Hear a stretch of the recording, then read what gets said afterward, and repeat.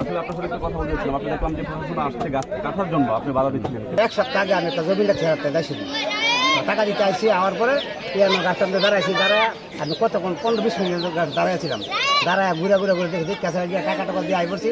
ঈদের 3 দিন আগে এক লোক হঠাৎ করে গিয়ে আমার কাছে দোকানে বলতেছে, ভাইয়া এই গাছটা দাঁড়ায় গেছে। কি গাছ দাঁড়ায় গেছে? তো হ্যাঁ আমি আটক করছি। আটক করে এবার আমি নিজে হুজুর আমার গ্রামের হুজুর এলে ওনার এখানে আনাইছি।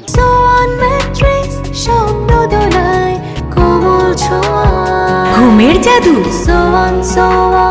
আমি আজ এই বাস্তব দেখতে তো আমার বই দিতে লেগেছে। তো দেখছে এই মহিলাটা সিলাম মারছে, দেখছিলাম ঘুমাকো গাছ দাঁড়ায় গেছে। আসলে আমাদের ফায়ার সার্ভিস থেকে আসছি, শুনছি যে একটা গাছ উপরে দাঁড়ায় আছে, তার উপরে উঠতে পারে এবং সমস্যা হতে পারে। সেই জন্য প্রেসিডেন্ট স্যার আমাদের সংবাদ দিয়ে নিয়ে আসছি।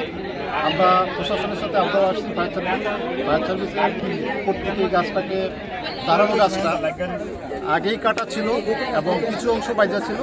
এটা পথের মধ্যে কারো ক্ষতিগ্রস্ত হতে পারে। গাছের যে মালিক আছে উনি মূলত দেশের বাইরে থাকে, প্রবাসী। ওনার সাথে আমরা ভিডিও কলে কথা বলেছি। উনি বলেছে গাছটা কেটে আমরা বসানোর মধ্যে যদি কেটে ফেলি এবং হচ্ছে যে স্থানীয় মসজিদে দান করে দিই। তো আমরা যদি স্থানীয় মসজিদ বা যদি কেউ কিনতে চাই, আমরা ওনার সাথে কথা বলে ওটা আমরা বিক্রি করার ব্যবস্থা করেছি।